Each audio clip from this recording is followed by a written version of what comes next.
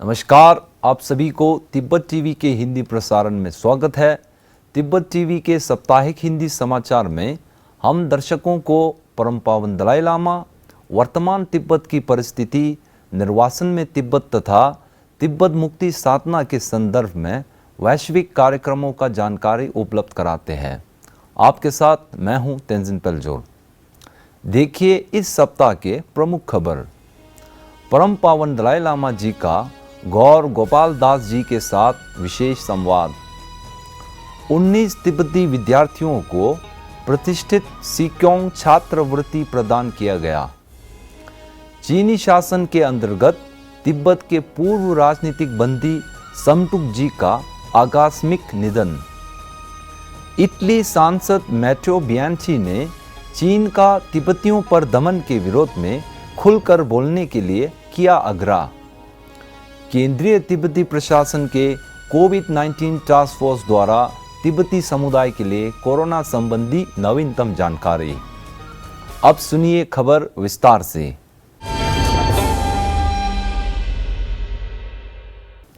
इसी 14 जुलाई 2020 को परम पावन दलाई लामा जी ने धर्मशाला स्थित अपने आवास से वीडियो लिंक के माध्यम से अंतर्राष्ट्रीय कृष्णा भवनामृत संघ इस्कॉन के सदस्य गौर गोपाल दास जी के साथ विशेष संवाद किया।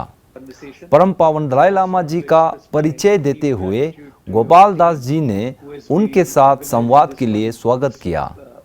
परम पावन दलाई लामा जी ने अपनी खुशी प्रकट करते हुए कहा कि यह मेरे लिए भी एक सम्मान की बात है कि मुझे आपसे विशेषकर एक भारतीय विद्वान के साथ चर्चा करने का अवसर मिला। उन्होंने कहा कि मैं नालंदा परंपरा का अनुयायी हूँ। नालंदा के गुरु जिन्हें हम आज याद करते हैं वह सभी भारतीय थे। भगवान बुद्ध भारतीय थे और उन्होंने भारतीय परंपरा के अहिंसा और करुणा के सिद्धांत को आत्मसात किया है। उन्होंने कहा कि मैं खुद को प्राचीन भारतीय ज्ञान दर्शन का दूत मानता हूँ, क्योंकि मैं जहाँ भी जाता हूँ और जब भी बोलता हूँ मैं अहिंसा और करुणा के बारे में ही बात करता हूँ। उन्होंने कहा कि भगवान बुद्ध ने अपने अनुयायियों को ये सलाह दी है कि जैसे सुनार सोने को जलाकर, काटकर और रगड़कर परीक्षण करता है, उसी प्रकार मेरे अनुयायियों को मेरे दिए गए प्रवचन को अंधविश्वास के साथ सम्मान करने के बदले उसे परीक्षण करने के बाद स्वीकार करना चाहिए।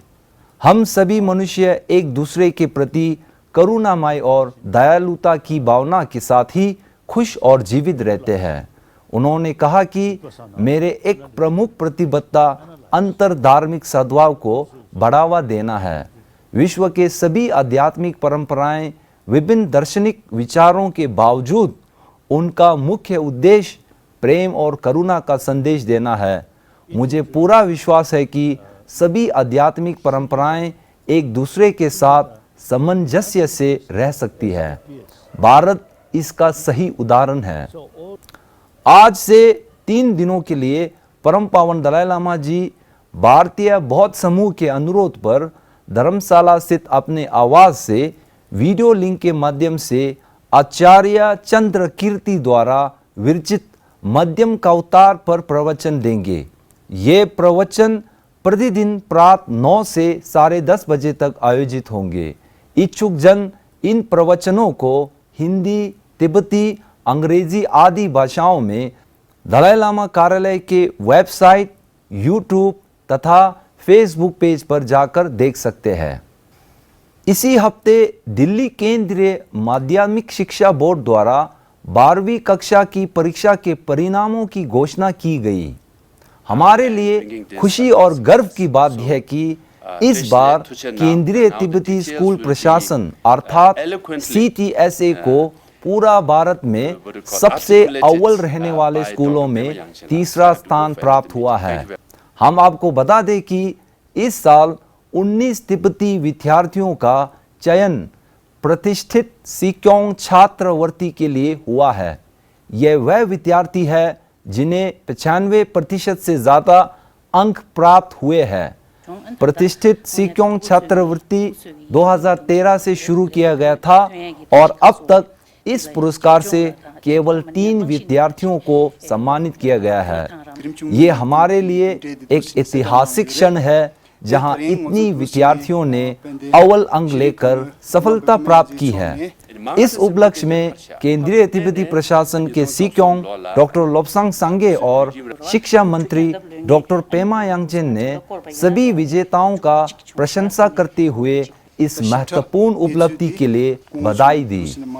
सूचना एवं अंतर्राष्ट्रीय संबंध विभाग के संयुक्त राष्ट्र, यूरोपीय यूनियन और मानवाधिकार डेस्क के अनुसार हमारे लिए दुख की बात है कि गत 13 जुलाई को तिब्बत स्वायत्त क्षेत्र के पूर्व राजनीतिक बंदी श्री समटुप का दुखद निधन हुआ है।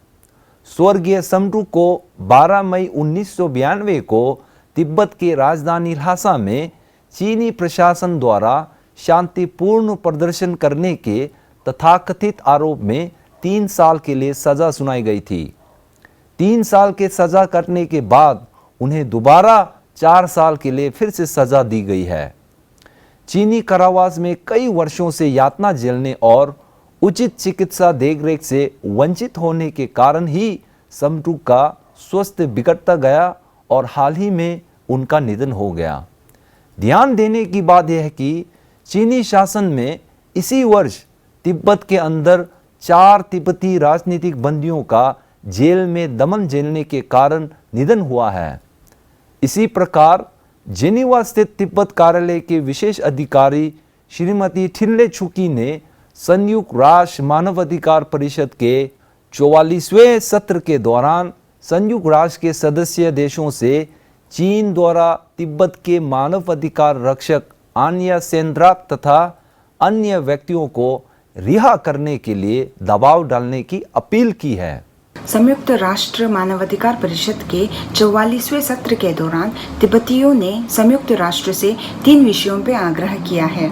पहला, क्षेत्र एवं सड़क पहल यानी कि बेल्ट एंड रोड इनिशिएटिव और इस तरह के अन्य तथाकथित विकासात्मक परियोजनाओं के अंतर्गत चीनी अधिकारियों, चीनी पुलिस और चीनी न्यायपालिका की मिलीभगत से जो तिब्बती किसानों की जमीनों को जबरदस्ती हड़प रहे हैं उसे रोकें। दूसरा, आन्या सेंट्रा एवं अन्य तिब्बती मानवाधिकार रक्षकों को रिहा करने के लिए चीनी सरकार पर दबाव डालें। और तीसरा, चीनी सरकार द्वारा चीन में किए जा रहे मानवाधिकारों के उल्लंघन पर एक विशेष सत्र का आयोजन करें और तिब्बतियों, हांगकांग और शिनजांग के लोगों के खिलाफ चीनी सरकार द्वारा किए जा रहे मानवाधिकारों के उल्लंघन पर निगरानी, विश्लेषण और रिपोर्ट करने के लिए संयुक्त राष्ट्र द्वारा एक विशेषज्ञ को नियुक्त करें। इटली के सांसद श्री मेट्रो लुंगी बियांची ने इटली में चल रहे संसद सत्र के दौरान तिब्बत के अंदर चीन द्वारा तिब्बती लोगों पर चलाए जा रहे अत्याचार और दमन के प्रति चिंता व्यक्त करते हुए विश्व समुदाय से चीन के खिलाफ खुलकर बोलने का आग्रह किया है। उन्होंने कहा कि चीनी शासन का तिब्बतियों के व्यवहार में तथाकथित सुधारात्मक अभियान के बहाने तिब्बती प्रार्थना ध्वज को हटाने जैसे हरकतें तिब्बती धार्मिक परंपराओं पर सीधा हमला करना है। इसके साथ ही उन्होंने चीन द्वारा तिब्बत की सांस्कृतिक पहचान को नष्ट किए जाने पर चिंता जताई है। उन्होंने चिंता प्रकट की है कि चीनी शासन द्वारा हांगकांग पर थोपे गए चीनी राष्ट्रीय सुरक्षा कानून ने हांगकांग के विविधता के अंतिम अवशेष को भी समाप्त कर दिया है। उन्होंने चीनी सरकार से अपने अत्याचारों को बंद करने का आग्रह किया है। केंद्रीय तिब्बती प्रशासन के कोविड-19 टास्क फोर्स ने तिब्बत टीवी ऑनलाइन के माध्यम से साप्ताहिक प्रेस ब्रीफिंग के दौरान तिब्बती समुदाय को कोरोना संबंधी नवीनतम जानकारी दी है। इस अवसर पर स्वास्थ्य विभाग के अवर सचिव श्री छम्पा फिंसो के साथ टास्क फोर्स समिति के प्रतिनिधि डॉक्टर छिरिंग छमजे और डॉक्टर तेंजिन नामडोल शामिल थे। अपने संबोधन में उन्होंने निर्वासन में रह रहे सभी तिब्बतियों से भारत के केंद्रीय और राज्य सरकार तथा केंद्रीय तिब्बती प्रशासन द्वारा निर्धारित निर्देशों का पालना करने की अपील की है। साथ ही तिब्बती समुदाय में कोविड-19 की रोकथाम हेतु सभी सावधानी बरत रहे हैं। इसी के साथ आज का खबर यही समाप्त होता है। अगले हफ्ते हम फिर मिलेंगे। मुझे दीजिए आज्ञा। धन्यवाद।